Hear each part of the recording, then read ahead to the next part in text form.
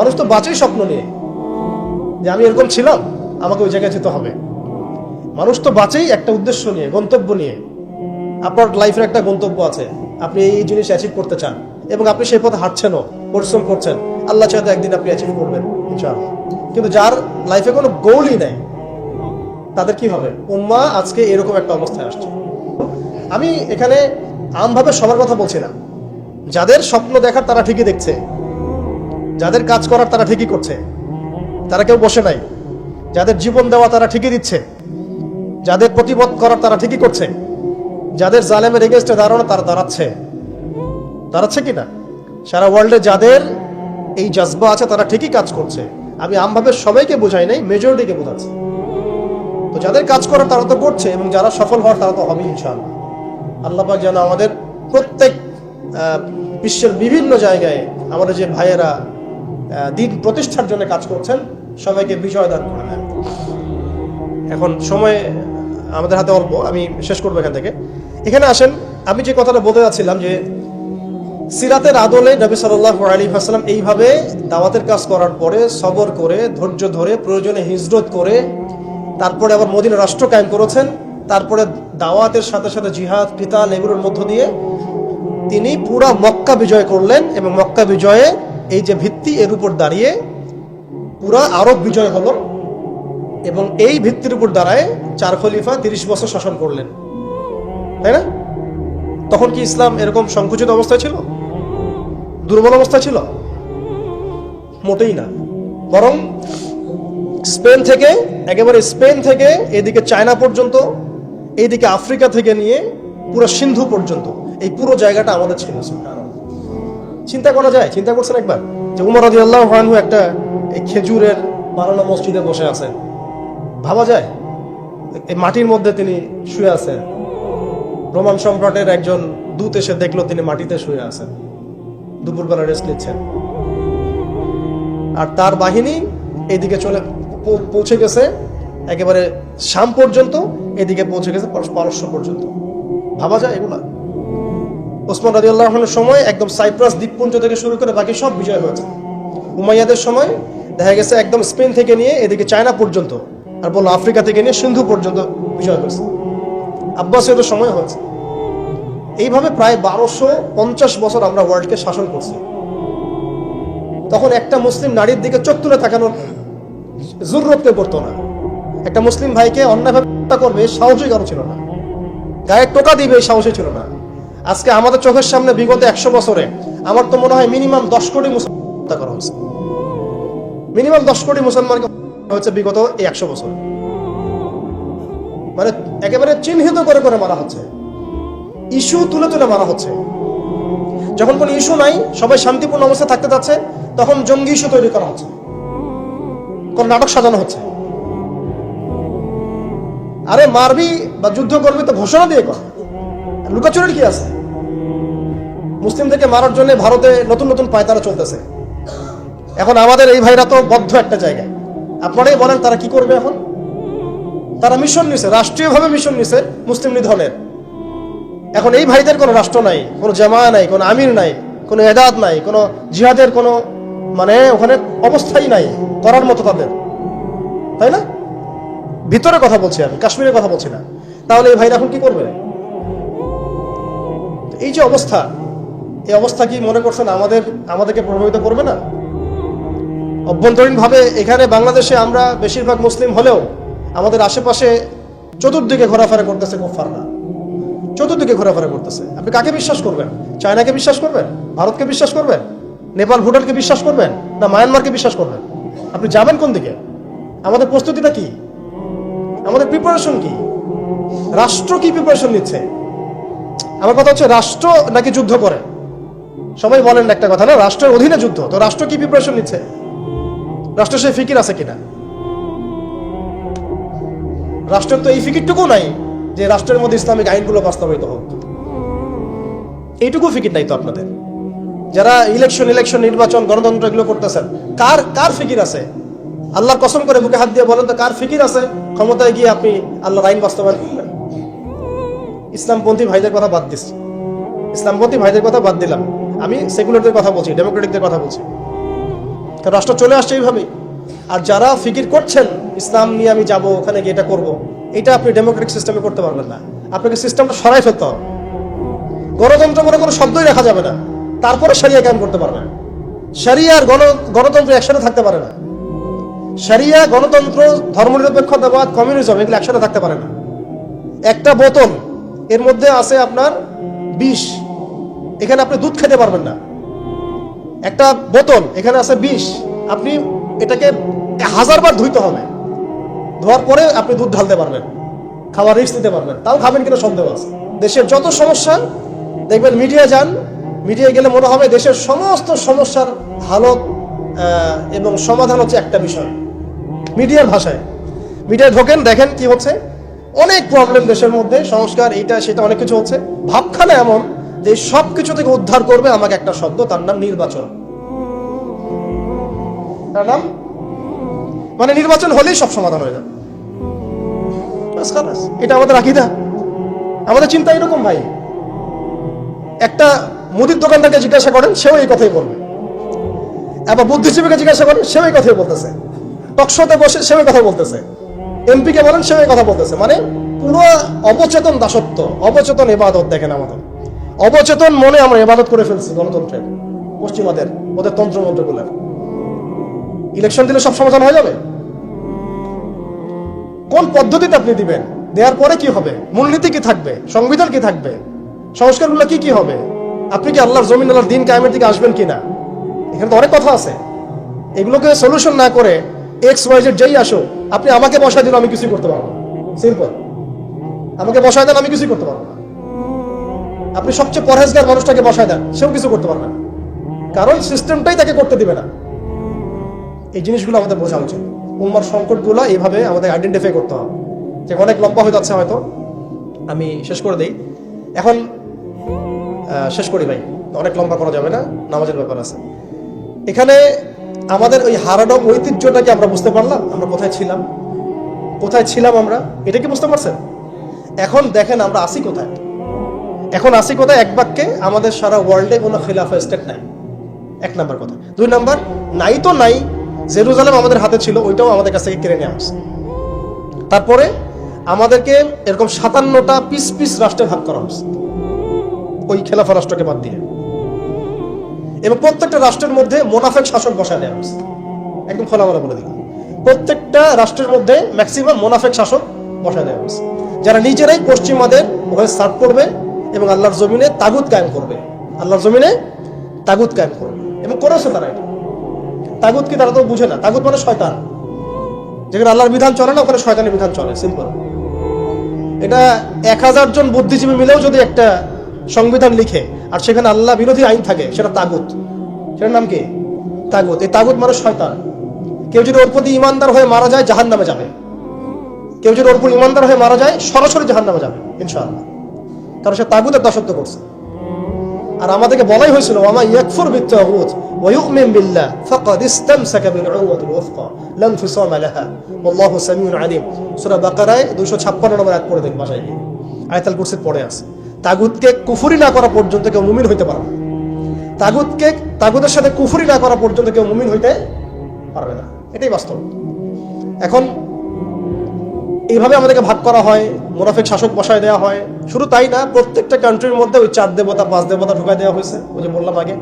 তারপরে একটা একটা ডিপার্টমেন্ট ধরে ধরে তারা ধ্বংস করছে, একটা একটা ডিপার্টমেন্ট ধরে ধরে। রাজনীতি ধ্বংস করছে, ইসলামিক রাজনীতি সরাই দিয়েছে। অর্থনীতি ধ্বংস করছে, সুদ ঢুকাই দিয়েছে। তার মধ্যে ঘুষ আছে, ইনফ্লেশন আছে, দুর্নীতি আছে, এগুলো তো আছেই।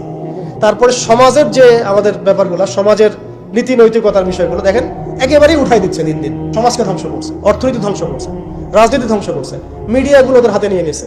মিডিয়া হাতে নেওয়া মানে হচ্ছে মানে দিনকে ওরা রাত বানাই দেবে, রাতকে দিন বানাই দেবে। আর আপনারা তাদেরকে এত বিশ্বাসও করেন, অনেকে একটু ইসলামিক নিউজ করলে আপনারা এত বিশ্বাসও করেন। আসার সময় যে আমরা মাওয়াদি আসলাম, ওখানে দেখবেন একটা পোস্টার আছে বড় করে, সেটাতে লেখা আছে যে ওই যে আবু সাইদের ছবি দেওয়া আছে, দিয়ে আছে কি নতুন বাংলাদেশে স্বাগতম, না এরকম কিছু একটা। নিচে লেখা আছে প্রথম আলো।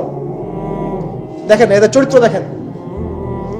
এরা বিগত প্রায় শুরু থেকে এরা আজ পর্যন্ত এই তাগুতের সার্ভ করছে, ভারতের দালালি করছে, ফ্যাসিস্টের দোসর ছিল। এরা আমাদেরকে জঙ্গি বানাইছে, এরা বহু মানুষকে কারাগারে পাঠাইছে, এরা বহু মানুষের গুমের জন্য দায়ী, খুনের জন্য দায়ী, হত্যার জন্য দায়ী, ফাঁসির জন্য দায়ী। এরা আবার পাল্টি মারলো পরিবর্তিত বাংলাদেশ। দেখছেন, এই হচ্ছে মিডিয়া অবস্থা। প্রত্যেকটা মিডিয়া ওরা হাতে নিয়ে নিছে, এবং এর সাথে প্রযুক্তিগত উন্নয়ন।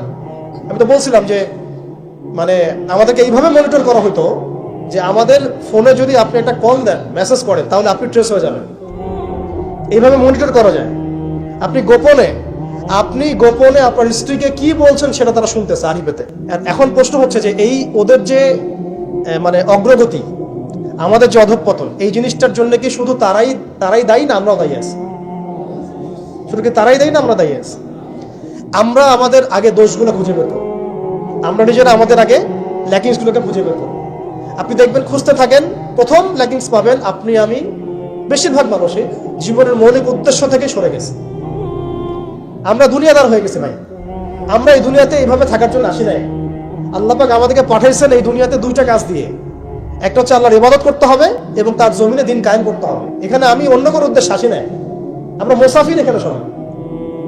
আল্লাহ পাক বলেছেন, ওয়া মা খালাকতুল জিন্না ওয়াল ইনসা ইল্লা লিয়াবুদুন। আর ইন তানসুরুল্লাহ ইয়ানসুরকুম ওয়া ইউসাব্বিত আকদামাকুম ওয়া লা তামুতুন্না ইল্লা ওয়া আনতুম মুসলিমুন। কতগুলো আয়াত আছে। ইন্নাল্লাহা লা ইউগাইয়িরু মা বিকওমিন হাত্তা ইউগাইয়িরু মা বিআনফুসিহিম। আয়াতের পর আয়াত বলা যাবে। আমাদেরকে এই দুনিয়াতে পাঠানো হয়েছে দুইটা কাজ। আমাদেরকে আল্লাহর ইবাদত করতে হবে এবং আল্লাহর জমিনে তার দিন কায়েম করতে হবে। এটা আমাদের কাজ, বাকি সবকিছু গৌণ, এগুলো মুখ্য কাজ, মেইন। এবং আমাদেরকে দিন দেয়া হয়েছে কেন? হুয়াল্লাযী আরসালা রাসূলাহু বিল হুদা ওয়া দীনিল হক লিইয়ুযহিরাহু আলা দ্বীনি কুল্লি। এই দিনটা আল্লাহ পাক দিয়েছেন এই কারণেই, যাতে এই দিন অন্য সমস্ত দিনের উপর জয়লাভ করে। তো জয়লাভ কখন করবে? যখন আমরা ফিকির করবো তখন। এটা কি আবরাহার যুগ যে আবাবিল পাখি এসে পাথর ছুড়বে? বলেন, এখন পাথর আপনাকে আমাকে ছুড়তে হবে? এটা তো আবরাহার যুগ না। নবী সাল্লাল্লাহু আলাইহি ওয়াসাল্লাম শুধু দোয়া দিয়েই কি সব হয়েছে? দোয়ার সাথে চেষ্টা করেন নাই তিনি? এমনকি বদর যুদ্ধের দিনও তিনি কূপ দখল করলেন, ভালো জায়গাটাতে শিবির গাড়লেন, সৈন্য বিন্যাস করলেন। সবকিছু যখন ঠিকঠাক মতো হয়ে গেল, তারপরে বৃষ্টি আসলো আল্লাহর পক্ষ থেকে, তিনি দোয়া করা শুরু করলেন। এই দোয়ায় আল্লাহ পাক ফেরেশতা নাজিল করলেন। তাহলে কি আমাদের কাছে একমুখী না সবকিছু করতে হবে? এখন আমাদেরকে এই ল্যাকিংসগুলোকে খুঁজে বের করতে হবে। আমাদের ল্যাকিংস কোথায়? এই ইমানের দুর্বলতা, জীবনের উদ্দেশ্যে দুর্বলতা। আমরা দুনিয়াদার হয়ে গেছি, ভোগবিলাসী হয়ে গেছি, আমরা আমাদের ঐতিহ্য ভুলে গেছি, আমাদের শেকড় ভুলে গেছি, আমলে ঘাটতি হয়ে গেছে, হারামখোর হয়ে গেছি, আমরা জেনাকার হয়ে গেছি, আমরা ফ্রি মিক্সিং করতেছি, পরকীয়া করতেছি, ঘুষ খাচ্ছি, দুর্নীতি করতেছি, সুদ খাচ্ছি। আমরা করতেছি এগুলো পশ্চিমারা করতেছে না। আমাদের ল্যাকিংসগুলোকে আমাদেরকে দূর করতে হবে। ইলমের ঘাটতি হচ্ছে, আমলের ঘাটতি হচ্ছে, আলেমদের সাথে সোহবত নাই, তাসকিয়া নাই, পড়াশোনা নাই। কি করতেছি ভাই আমরা? আসলে কি জন্য আসছি আর কি করতেছি? এইখান থেকে ভবিষ্যৎটা হচ্ছে এই যে ইনশাআল্লাহ এই দিন বিজয় লাভ করবেই। আমরা নবী মুহাম্মদ সাল্লাল্লাহু আলাইহি ওয়াসাল্লামের জীবনী থেকে দেখতে পাচ্ছি যে এমন একটা সময় আজকে থেকে প্রায় 1400 বছর আগে চলে গেছে, যে সমাজটা একদম আইয়ামে জাহিলিয়াতে পরিপূর্ণ ছিল।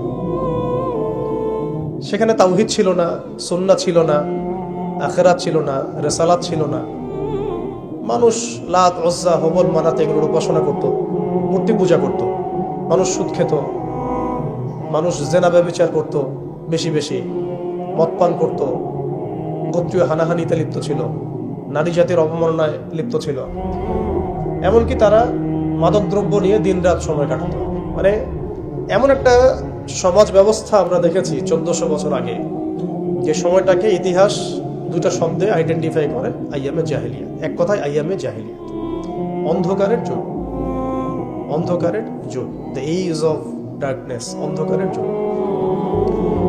এই অন্ধকারের যুগ আল্লাহ রাব্বুল আলামিন মাত্র 23 বছরের ব্যবধানে একটা কিতাব নাজিল করে, একজন নবীকে প্রেরণ করে, একজন নবীর সুন্নাহ দিয়ে, এবং একটা জামা, সাহাবায়ে কেরামের জামা, মানে ঐক্যবদ্ধ একটা প্ল্যাটফর্ম, এটাকে দিয়ে আল্লাহ রাব্বুল আলামিন মাত্র উইদিন 23 ইয়ার্স, মানে মাত্র 23 বছরের ব্যবধানে আল্লাহ রাব্বুল আলামিন এই সমাজের চিত্রটাকেই পরিবর্তন করে দিয়েছে। এটা আমরা দেখেছি মাত্র 23 বছরের ব্যবধানে। তো সিরাতটা যদি আপনাদের পড়া থাকে, তাহলে আপনারা বুঝতে পারবেন যে কিভাবে এই পরিবর্তনটা হয়েছে। যাদের সিরাতটা পড়া নাই তাদের বুঝতে একটু অসুবিধা হতে পারে। এই কারণে আমি আপনাদেরকে পরামর্শ দিই, যেভাবে আপনারা কোরআন শেখেন, যেভাবে হাদিসকে গুরুত্ব দিয়ে পড়েন, ঠিক সেইভাবেই নবী মুহাম্মদ সাল্লাল্লাহু আলাইহি ওয়াসাল্লামের পবিত্র জীবনীটাকে শুরু থেকে শেষ পর্যন্ত পড়ে শেষ করতে হবে। তাহলে আপনি ধাপগুলো বুঝতে পারবেন কিভাবে তিনি সমাজ সংস্কার করেছেন। না হলে বুঝতে পারবেন না। কোরআনের একটা আয়াত থেকে আপনি নিজে নিজে একটা দলিল তো বের করতে পারবেন না, একটা হাদিস থেকে আপনি নিজে নিজে একটা দলিল তো বের করতে পারবেন না। সিরাতটা যদি মাথায় থাকে, পুরো সিরাত মোবারক পবিত্র সিরাত, তাহলে আপনি বুঝতে পারবেন কোন সিচুয়েশনে নবী সাল্লাল্লাহু আলাইহি ওয়াসাল্লাম প্রেরিত হয়েছিলেন, কিভাবে শুরু করেছেন, কিভাবে সামনে গিয়েছেন, কোন প্রেক্ষাপটে কিভাবে তিনি রিয়্যাক্ট করেছেন, এবং কিভাবে আস্তে আস্তে এই দিনটা অল্প গুটি কয়েক মানুষ থেকে পুরো জাজিরাতুল আরবের মধ্যে ছড়িয়ে পড়েছে, প্রতিষ্ঠিত হয়েছে। এক কথায় দিন কায়েম হয়েছে কিভাবে, এটা বুঝতে হলে সিরাত লাগবে। এটা যদি আমরা 2 মিনিটের মধ্যে বলি, তাহলে প্রথমে নবী সাল্লাল্লাহু আলাইহি ওয়াসাল্লাম ওহী প্রাপ্ত হয়েছেন। সেই ওহীটা হচ্ছে কোরআন এবং হাদিস এবং সুন্নাহ, এবং সেই ওহী দিয়ে তিনি দাওয়াতের কাজ শুরু করেছেন। তিনি মানুষের দরজায় দরজায় যাওয়া শুরু করেছেন। মক্কায় 13 বছর নিরলস পরিশ্রম করে তিনি দাওয়াতের মেহনত অব্যাহত রেখেছেন, এবং দাওয়াতটা ছিল পরিপূর্ণ ইসলামের দাওয়াত, আংশিক দাওয়াত নয়। আমাদের দাওয়াত, তার দাওয়াতের মধ্যে কিছু পার্থক্য দেখা যায় অনেক সময়। তার দাওয়াত ছিল পরিপূর্ণ ইসলামের দাওয়াত, আমরা কিন্তু ইসলামের অংশ বিশেষ নিয়ে কথা বলি বেশি। এটা খেয়াল রাখতে হবে। তিনি দাওয়াতের কাজ করেছেন পরিপূর্ণ ইসলামের দাওয়াত, উদখুলু ফিস সিলমি কাফা, এর উপর আমল করার জন্য। এখন এই দাওয়াতের ফলে প্রথম 3 বছর গোপন গোপন দাওয়াত হয়েছে, কিন্তু এই 3 বছরেই এমন কিছু সাহাবী তৈরি হয়েছিলেন যারা পরবর্তীতে বদর, উহুদ, খন্দক, খায়বার কাঁপিয়ে দিয়েছিলেন। যেমন আবু বকর সিদ্দিক, ওমর ইবনে খাত্তাব, ওসমান বিন আফফান, আলী ইবনে আবি তালেব, যায়েদ ইবনে হারসা, তারপরে বেলাল ইবনে রাবাহ, হামজা রাদিয়াল্লাহু আনহু, আব্দুর রহমান বিন আউফ, সাদ বিন আবি ওয়াক্কাস, আবু উবাইদা ইবনে জাররাহ, এরকম বরেণ্য সাহাবী যারা, এই সাহাবীরা তৈরি হয়েছেন কখন? ওই প্রথম সময়ের দিকে, প্রথম 13 বছরে। প্রথম 3 বছর গোপন দাওয়াতে এরকম বরেণ্য সাহাবায়ে কেরাম ইসলাম কবুল করা শুরু করেন। এরপরে দাওয়াতের গতি আরো বেগবান হয় যখন মক্কার শক্তিশালী কিছু মানুষ ইসলাম কবুল করেন, যেমন হামজা রাদিয়াল্লাহু আনহু, ওমর ইবনে খাত্তাব, এইরকম কিছু মানুষ। কারণ তাদের একজনের বক্তব্য বা একজনের অবস্থান সমাজে আরো 100 জনের সমান ছিল, 1000 জনের সমান ছিল। যখন সমাজে দাওয়াতের মধ্য দিয়ে প্রভাবশালী কিছু ব্যক্তি ইসলামের দিকে চলে আসে, তখন ইসলাম শক্তিশালী হয় এবং দাওয়াতটা বেগবান হওয়া শুরু হলো। দাওয়াত যত বেগবান হওয়া শুরু হলো, ততই কাফেরদের নির্যাতন বাড়তে থাকে। দাওয়াত যত বেগবান হচ্ছিল, নির্যাতনের মাত্রা তত বাড়ছিল। আমরা বিপরীতভাবে বলতে পারি, নির্যাতনের মাত্রা যত বাড়ছিল, দাওয়াতও তত বেগবান হচ্ছে। আজকের বিষয় তাই হচ্ছে। ইসলামকে মুছে ফেলার যত চেষ্টা করা হচ্ছে, ইসলাম ততই ছড়িয়ে পড়ছে, আলহামদুলিল্লাহ। তো এই বিষয়গুলো সিরাত থেকে দেখবেন সব মিলে যাবে। ওই যে আইয়ামে জাহিলিয়াতের বর্ণনা দিলাম, এখনকার বিশ্বে এই প্রত্যেকটা জাহিলিয়াত মৌজুদ আছে। প্রথমে যে আইয়ামে জাহিলিয়াতের যে খাসলতগুলো বললাম, সেগুলো এখনকার বিশ্বে শতভাগ মৌজুদ আছে। এটা অনেক লম্বা আলোচনা। এখন তো মানুষ সরাসরি মুসলিমরা লাত, ওজ্জা, হবল, মানাতের ইবাদত না করলেও অদৃশ্য কিছু শিরকি মতবাদের ইবাদত করে, যেমন গণতন্ত্র, যেমন কমিউনিজম, ধর্মনিরপেক্ষতাবাদ, তারপরে জাতীয়তাবাদ, তারপরে এথিজম, নাস্তিকতা। এগুলো কিছু পশ্চিমা মতবাদ। এগুলো দেখা যায় না, ছোঁয়া যায় না, ভার্চুয়াল, ইনভিজিবল, কিন্তু এগুলো একটা আদর্শ। যে আদর্শগুলোর মধ্যে কুফর আছে, শিরক আছে, হারাম আছে, তাগুত আছে। সরাসরি মূর্তির সামনে সেজদা না করলেও অবচেতনভাবে মুসলিমরা আজকে এই মতবাদগুলোর পূজা করতেছে। এটাও শিরকের মধ্যেই পড়ছে, আংশিক হইলেও। কোন কোন ক্ষেত্রে যদি আকীদা ঠিক না থাকে, তাহলে পরিপূর্ণ শিরক হবে। এখন কথা হচ্ছে, এটা গেল মুসলমানদের অবস্থা। অমুসলিমরা তো মূর্তি পূজা করছেই। বিশ্বের বেশিরভাগ মানুষ এখন দেখা যাচ্ছে খ্রিস্টান ধর্মাবলম্বী, যারা ঈসা আলাইহিস সালামকে আল্লাহর পুত্র সাব্যস্ত করছেন, নাউযুবিল্লাহি মিন যালিক। ইহুদিরা ওযাইর আলাইহিস সালামকে আল্লাহর পুত্র সাব্যস্ত করছে। আর মালউন যারা, মালউন মুশরিক, তারা কি করছে এটা তো আপনারা দেখতেই পাচ্ছেন। তারা লক্ষ কোটি দেবতার পূজা করছে, প্রকৃতি পূজা করছে, এর বাইরে আবার নতুন মতবাদ আসছে এখনকার বিশ্বে, নাস্তিকতা, যেটা এত এত উঁচু স্তরে ছিল না বিশ্বে কখনো। এই নাস্তিকতা দিন দিন এটা বাড়ছে আর বাড়ছে, বাড়ছে আর বাড়ছে। মানুষকে আল্লাহর দাসত্ব থেকে বের করে অন্য কোনো সত্তার দাসত্বের দিকে তারা নিয়ে যাওয়ার চেষ্টা করছে নাস্তিকতার আদলে। ওই জাহালাতগুলো এখন দূর হয় নাই, বরং বহু উঁচু স্তরে এটা সমাজে ছড়িয়ে পড়েছে। আর কারণ সেই স্বর্ণযুগ থেকে আমরা বের হয়ে আসছি, সেই স্বর্ণযুগ আমাদের এখন তো নাই। এখন ওই যে সুদ, এই সুদ এখন হয়েছে বিশ্ব ব্যবস্থার সুদ ভিত্তিক ব্যাংকিং সিস্টেম। একই সুদ, বরং তার চেয়ে ভয়াবহ। 90% মুসলিম সুদের সাথে সম্পৃক্ত, অলমোস্ট। হিসেব করে দেখেন, আপনার থাকতে হবেই ওয়ার্ল্ড ব্যাংকের আন্ডারে, IMF এর আন্ডারে, ফেডারেল রিজার্ভ ব্যাংকের আন্ডারে। মুসলিম সংখ্যাগরিষ্ঠ থাকলেই একটা রাষ্ট্র ইসলামিক স্টেট হয় না। মুসলিম সংখ্যাগরিষ্ঠ থাকলে একটা রাষ্ট্র কখনো ইসলামিক স্টেট হয় না। একটা রাষ্ট্র তখনই ইসলামিক স্টেট হয় যখন সেটা আল্লাহর আইন দ্বারা পরিচালিত হয়। তো বাংলাদেশ কি আল্লাহর আইন দ্বারা পরিচালিত হয়? সবাই জানি এটা হয় না। এটা হওয়ার ইচ্ছাও কি তাদের আছে? যারা লিডিং রোল প্লে করে তাদের তো ইচ্ছাও নাই, কারণ তারা মনে করে যে ইসলামিক আইন দিয়ে যদি রাষ্ট্র চলে তাহলে রাষ্ট্র নাকি মৌলবাদী রাষ্ট্র হয়ে যাবে, পশ্চিমারা রাগ করবে, আমেরিকা আব্বু মাইন্ড করবে, ভারত নাকি খেপে যাবে। এগুলো তারা মনে করে। এই জুজুর ভয় তারা আমাদেরকে দেখায়। এগুলো সব জুজুর ভয়। অথচ রাসূলুল্লাহ সাল্লাল্লাহু আলাইহি ওয়াসাল্লাম যখন মদিনা রাষ্ট্র কায়েম করেছেন তখন বিশ্বে রোমানরা পরাশক্তি ছিল, পারস্যরা পরাশক্তি ছিল। মদিনা রাষ্ট্রের আয়তন এতটুকু ছিল, ছোট না, খুব বড় রাষ্ট্র ছিল না, ছোট একটা রাষ্ট্র, জনসংখ্যাও কম। মদিনার মধ্যে বনু কুরাইজা, বনু কাইনুকা, বনু নাজির আছে, পাশে আবার কিছু পত্তলিকও আছে। মদিনার ভিতরে আবার মুনাফিকরাও আছে। তাদের অস্তিত্বের উপরেই মদিনা রাষ্ট্র কায়েম হলো এবং সেখানে আল্লাহ পাকের বিধান বাস্তবায়িত হলো। তখন তো আমরা এভাবে চিন্তা করি নাই যে রোমানরা খেপে যাবে, পার্সিয়ানরা খেপে যাবে। ওরা তখন সংখ্যার দিক থেকে, অস্ত্রের দিক থেকে, জনবলের দিক থেকে, মানে আপনার সার্বভৌমত্বের দিক থেকে মুসলিমদের চেয়ে অনেক শক্তিশালী ছিল। কিন্তু কোনো মুসলিম তো এভাবে চিন্তা করে নাই যে আল্লাহর জমিন, আল্লাহর আইন বাস্তবায়িত করলে ওরা আমাদের উপর খেপে যাবে, তেরে আসবে। আর আসলেই বাকি যে কয়েকবার তেরে আসছে সেই কয়েকবার তারা নাকানি চুবানি খেয়ে বিতাড়িত হয়েছে। আমরা সেই রোমানদেরকে ডিফিট করেছিলাম, সেই পার্সিয়ানদেরকে ডিফিট করেছি, সেই রোম সাম্রাজ্য, সিরিয়া, শাম, এগুলো আমরা বিজয় করেছি। সে পারস্য আমরা বিজয় করেছি। যারা আমাদের এগেনস্টে দাঁড়ানোর চেষ্টা করেছে আল্লাহ পাক ধুলা বানিয়ে উড়িয়ে দিয়েছেন। তখন তো আমাদেরকে এত নেগেটিভ চিন্তা করতে হয় নাই, ব্যাকফুট চিন্তা করতে হয় নাই। এখন হয় কেন? বিকজ আমরা সেই ঈমান, সেই তাকওয়া, সেই আকীদা, সেই আমল, সেই মানহাজের মধ্যে নাই। As simple as that. আমরা এখন সেই অবস্থায় নাই, ঈমানের দিক থেকে, আমলের দিক থেকে, তাসকিয়ার দিক থেকে, জামাআর দিক থেকে। সবচেয়ে বড় কথা হচ্ছে দিন পালনের দিক থেকে, আর দিন বোঝা এবং পালন করার দিক থেকে আমরা ওই জায়গায় নাই। আমরা দেখুন দিন পালন করছি আংশিক, যতটুকু আমার পক্ষে পসিবল হচ্ছে আংশিক। বুফের মতো আমরা মনে করছি, যেটা ইচ্ছা নিব, যেটা ইচ্ছা নিব না। দিন তো বুফে না। উদখুলু ফিস সিলমি কাফা মানে হচ্ছে দিনে আমাকে পরিপূর্ণরূপে প্রবেশ করতে হবে। যখন যেটা আমার সামনে আসবে আমাকে সেটা করতে হবে। ফরজ হয়েছে নামাজ পড়তে হবে, যাকাত ফরজ হলে যাকাত দিতে হবে, হজ ফরজ হলে হজ করতে হবে। আমার এখানে অপশনাল কোনো থিঙ্কিং এর তো সুযোগ নাই। পর্দা ফরজ হলে পর্দা করতে হবে, ইভেন জিহাদ ফরজ হলে জিহাদও করতে হবে। যেটা ফরজ হবে সেটা করতে হবে, যেটা ওয়াজিব সেটা করতে হবে, যেটা সুন্নাহ সেটা আমল করতে হবে।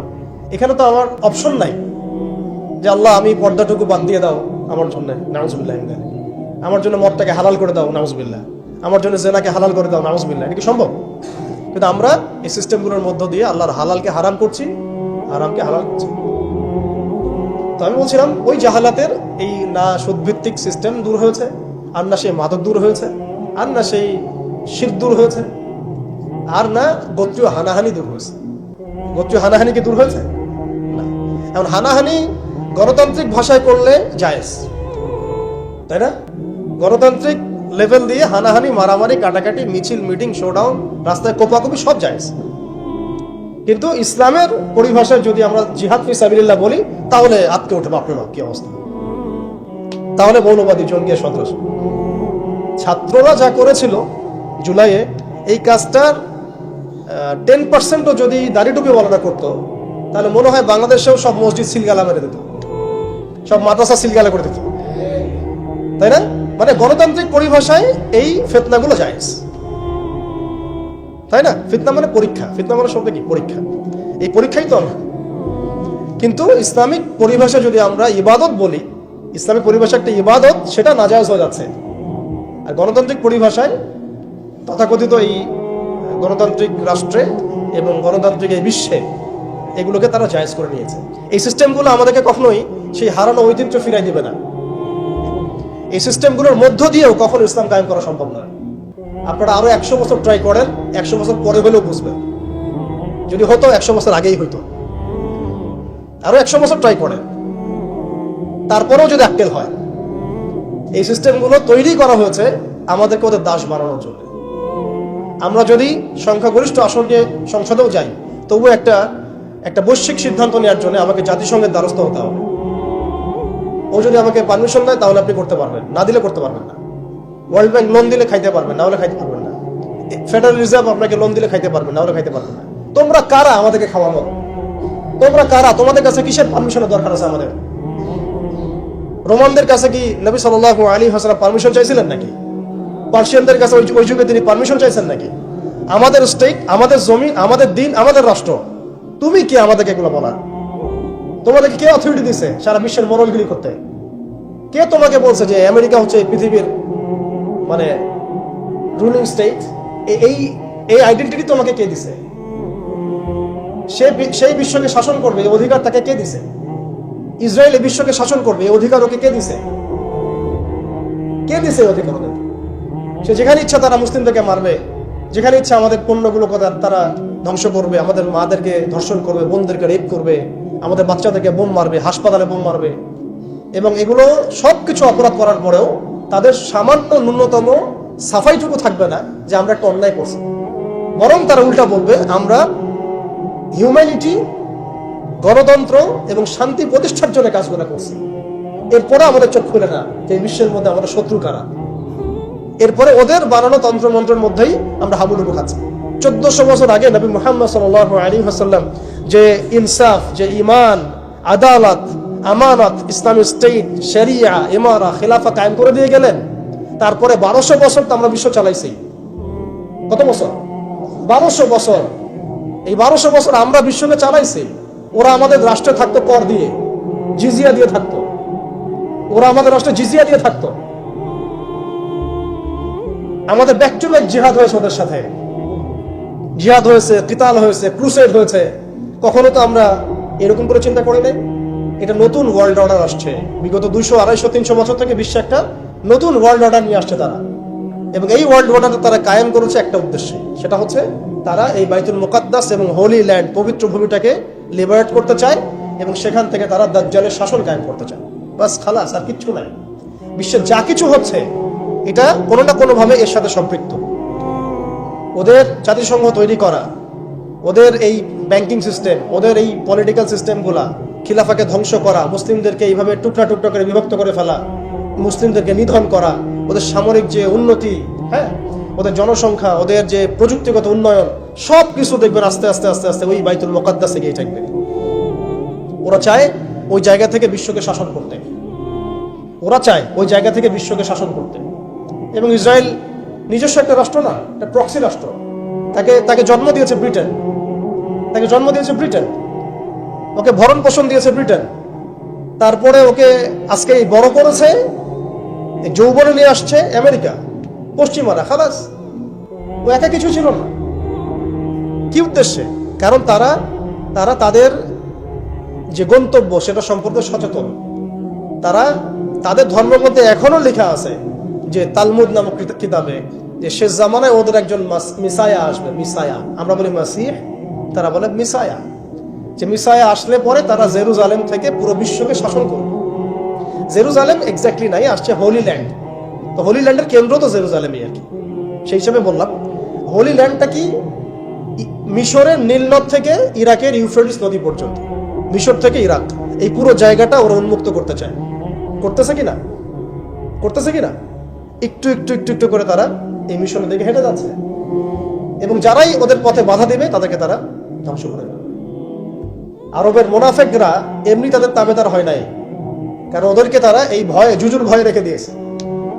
বিশ্বাস করেন, এই FBI, তারপর CIA, বাকি যারা যারা ওদের গোয়েন্দা সংস্থারা আছে, এরা সবাই কোনো না কোনোভাবে আরবকে নিয়ন্ত্রণ করছে। শুধু তাই না, ওদের আদলে প্রত্যেকটা সেকুলার মুসলিম কান্ট্রিকে সাজানো হচ্ছে, ওই ধাঁচেই সামরিক বাহিনীগুলো কাজ করছে। তাদের মিশন আমরা সার্ভ করতেছি, তাদের মিশন মুসলিমরা সার্ভ করতেছে। ওদের ওয়ার্ল্ড ব্যাংক, IMF কিছুই করতে পারতো না যদি আরবরা তাদেরকে তেল না দিত। শুধু তেল দিয়েছে তাই নয়, বরং তার একটা পেট্রো ডলার মনিটরিং সিস্টেম চুক্তি করেছে। পেট্রো ডলার মনিটরিং সিস্টেম, এটাকে আমরা বলি পেট্রো ডলার চুক্তি। এই চুক্তি ডলারকে বিশ্বের মানে লিডিং কারেন্সি বানাইছে। ডলারের কি মূল্য আছে যে আমাকে এত টাকা দিয়ে $1 কিনতে হবে? এটার পিছনে আছে পেট্রো ডলারের ইতিহাস। এই কারণে আজকে ডলার সারা বিশ্বকে ডমিনেট করতেছে। আপনি ডলারের বাইরে চিন্তাই করতে পারবেন না। ওয়ার্ল্ডে মাত্র 3টা কান্ট্রি আছে যে 3টা কান্ট্রি ওদের এই সিস্টেমের বাইরে থাকে। আর যারা থাকে তাদেরকে যে ওরা কত রকম চাপ দিচ্ছে এটা তো আপনারা জানেন। আশ্চর্যের বিষয় হচ্ছে ওই 3টা মাত্র কান্ট্রির মধ্যে কোনো মুসলিম কান্ট্রি নাই, ইরান ছাড়া। যদি ইরানকে আমরা প্রপারলি ইসলামিক কান্ট্রি বলি না, কিন্তু ওই ইরানই ওদের বাইরে আছে। কিন্তু আরবের যারা সুন্নি কান্ট্রি তারা কেউ ওখানে নাই। মানে আরবের সুন্নি কান্ট্রিরা তারা ওই চুক্তির ভিতরে আছে, ইরান শিয়া তারা চুক্তির বাইরে আছে। তাহলে আমরা কোথায় শিক্ষা নিলাম? আমি এখানে ইরানের প্রশংসা করছি না, ইরানের কাছে আশা করার কিছু নাই। যত কিছুই বলুক আমি পারমাণবিক বোম মেরে দেবো, এই করবো সেই করবো, কিছুই করবে না। করলে আগে করতো ইল্লা মাশাআল্লাহ। কথা হচ্ছে জানেন, ওই 3টা কান্ট্রির মধ্যে উত্তর কোরিয়া আছে। উত্তর কোরিয়ার মতো ছোট্ট একটা রাষ্ট্র, সে এই ওদের এই বলয় থেকে বেরিয়ে থাকতে পারে, আমাদের সাহস হয় না। আমাদের 57টা কান্ট্রি, কোটি কোটি জনগণ, খনিজ সম্পদ, তেল, গ্যাস, আর কি নাই, জনবল, সামরিক বাহিনী, প্রযুক্তি, ম্যান পাওয়ার সবই আছে। আমি বললাম শুধু ওই সিরাতের আদলে হাঁটি নাই, সিরাতের শিক্ষা থেকে আমরা শিক্ষা নেই নাই, ওই জজবা, ওই ইমান আমাদের মধ্যে থেকে চলে গেছে। আমরা ওই স্বপ্ন দেখাই বন্ধ করে দিয়েছি যে আমরা একসময় বিশ্বকে শাসন করতাম। এই স্বপ্নটা দেখাই বন্ধ হয়ে গেছে। মানুষ তো বাঁচেই স্বপ্ন নিয়ে যে আমি এরকম ছিলাম, আমাকে ওই জায়গায় যেতে হবে। মানুষ তো বাঁচেই একটা উদ্দেশ্য নিয়ে, গন্তব্য নিয়ে। আপনার লাইফের একটা গন্তব্য আছে, আপনি এই জিনিস অ্যাচিভ করতে চান এবং আপনি সেই পথে হাঁটছেনও, পরিশ্রম করছেন। আল্লাহ চাইতে একদিন আপনি অ্যাচিভ করবেন ইনশাআল্লাহ। কিন্তু যার লাইফে কোনো গোলই নেই, তাদের কি হবে? উম্মাহ আজকে এরকম একটা অবস্থায় আসছে। আমি এখানে আমভাবে সবার কথা বলছি না। যাদের স্বপ্ন দেখার তারা ঠিকই দেখছে, যাদের কাজ করার তারা ঠিকই করছে, তারা কেউ বসে নাই। যাদের জীবন দেওয়া তারা ঠিকই দিচ্ছে, যাদের প্রতিবাদ করার তারা ঠিকই করছে, যাদের জালেমের এগেইনস্টে দাঁড়ানো তারা দাঁড়াচ্ছে কিনা? সারা ওয়ার্ল্ডে যাদের এই জজবা আছে তারা ঠিকই কাজ করছে। আমি আমভাবে সবাইকে বোঝাই নাই, মেজরিটিকে বোঝাচ্ছি। তো যাদের কাজ করার তারা তো করছে, এবং যারা সফল হওয়ার তারা তো হবেই ইনশাআল্লাহ। আল্লাহ পাক যেন আমাদের প্রত্যেক বিশ্বের বিভিন্ন জায়গায় আমাদের যে ভাইয়েরা দিন প্রতিষ্ঠার জন্য কাজ করছেন, সবাইকে বিজয় দান করে নেন। এখন সময় আমাদের হাতে অল্প, আমি শেষ করবো এখান থেকে। এখানে আসেন, আমি যে কথাটা বলতে যাচ্ছিলাম যে সিরাতের আদলে নবী সাল্লাল্লাহু আলাইহি ওয়াসাল্লাম এইভাবে দাওয়াতের কাজ করার পরে সবর করে, ধৈর্য ধরে, প্রয়োজনে হিজরত করে, তারপরে আবার মদিনা রাষ্ট্র কায়েম করেছেন। তারপরে দাওয়াতের সাথে সাথে জিহাদ, কিতাল, এগুলোর মধ্য দিয়ে তিনি পুরা মক্কা বিজয় করলেন। এবং মক্কা বিজয়ে এই যে ভিত্তি, এর উপর দাঁড়িয়ে পুরা আরব বিজয় হলো। এবং এই ভিত্তির উপর দাঁড়ায় 4 খলিফা 30 বছর শাসন করলেন, তাই না? তখন কি ইসলাম এরকম সংকুচিত অবস্থায় ছিল, দুর্বল অবস্থায় ছিল? মোটেই না। বরং স্পেন থেকে এদিকে চায়না পর্যন্ত, এইদিকে আফ্রিকা থেকে নিয়ে পুরো সিন্ধু পর্যন্ত, এই পুরো জায়গাটা আমাদের ছিল। চিন্তা করা যায়? চিন্তা করছেন একবার যে উমর রাদিয়াল্লাহু আনহু একটা খেজুরের বানানো মসজিদে বসে আছেন? ভাবা যায়? এই মাটির মধ্যে তিনি শুয়ে আছেন। রোমান সম্রাটের একজন দূত এসে দেখলো তিনি মাটিতে শুয়ে আছেন, দুপুরবেলা রেস্ট নিচ্ছেন। আর তার বাহিনী এইদিকে পৌঁছে গেছে একেবারে শাম পর্যন্ত, এদিকে পৌঁছে গেছে পারস্য পর্যন্ত। ভাবা যায় এগুলা? ওসমান রাদিয়াল্লাহু আনহুর সময় একদম সাইপ্রাস দ্বীপপুঞ্জ থেকে শুরু করে বাকি সব বিজয় হয়েছে। উমাইয়াদের সময় দেখা গেছে একদম স্পেন থেকে নিয়ে এদিকে চায়না পর্যন্ত, আর বললো আফ্রিকা থেকে নিয়ে সিন্ধু পর্যন্ত বিজয় হয়েছে। আব্বাসীয়দের সময় হয়েছে। এইভাবে প্রায় 1250 বছর আমরা ওয়ার্ল্ডকে শাসন করছি। তখন একটা মুসলিম নারীর দিকে চোখ তুলে তাকানোর জরুরত কেউ করতো না। একটা মুসলিম ভাইকে অন্যায়ভাবে হত্যা করবে সাহসী কারো ছিল না, গায়ে টোকা দিবে সাহসী ছিল না। আজকে আমাদের চোখের সামনে বিগত 100 বছরে আমার তো মনে হয় মিনিমাম 10 কোটি মুসলমান হত্যা করা হয়েছে। মিনিমাম 10 কোটি মুসলমানকে হয়েছে বিগত এই 100 বছর। মানে একেবারে চিহ্নিত করে করে মারা হচ্ছে, ইস্যু তুলে তুলে মারা হচ্ছে। যখন কোনো ইস্যু নাই, সবাই শান্তিপূর্ণ অবস্থায় থাকতে যাচ্ছে, তখন জঙ্গি ইস্যু তৈরি করা হচ্ছে, কোন নাটক সাজানো হচ্ছে। আরে মারবি বা যুদ্ধ করবি তো ঘোষণা দিয়ে কর, লুকাচুরির কি আছে? মুসলিমদেরকে মারার জন্য ভারতে নতুন নতুন পায়তারা চলতেছে। এখন আমাদের এই ভাইরা তো বদ্ধ একটা জায়গায়। আপনারাই বলেন তারা কি করবে এখন? তারা মিশন নিছে, রাষ্ট্রীয়ভাবে মিশন নিছে মুসলিম নিধনের। এখন এই ভাইদের কোনো রাষ্ট্র নাই, কোনো জামা নাই, কোনো আমির নাই, কোনো এজাদ নাই, কোনো জিহাদের কোনো মানে ওখানে অবস্থাই নাই করার মতো তাদের, তাই না? ভিতরে কথা বলছি আমি, কাশ্মীরের কথা বলছি না। তাহলে এই ভাইরা এখন কি করবে? এই যে অবস্থা, এই অবস্থা কি মনে করছেন আমাদেরকে প্রভাবিত করবে না? অভ্যন্তরীণভাবে এখানে বাংলাদেশে আমরা বেশিরভাগ মুসলিম হলেও আমাদের আশেপাশে চতুর্দিকে ঘোরাফেরা করতেছে কুফাররা, চতুর্দিকে ঘোরাফেরা করতেছে। আপনি কাকে বিশ্বাস করবেন? চায়নাকে বিশ্বাস করবেন? ভারতকে বিশ্বাস করবেন? নেপাল ভুটানকে বিশ্বাস করবেন? না মায়ানমারকে বিশ্বাস করবেন? আপনি যাবেন কোন দিকে? আমাদের প্রস্তুতিটা কি? আমাদের প্রিপারেশন কি? রাষ্ট্র কি প্রিপারেশন নিচ্ছে? আমার কথা হচ্ছে রাষ্ট্র নাকি যুদ্ধ করে? সবাই বলেন একটা কথা না, রাষ্ট্রের অধীনে যুদ্ধ। তো রাষ্ট্র কি প্রিপারেশন নিচ্ছে? রাষ্ট্রের সেই ফিকির আছে কিনা?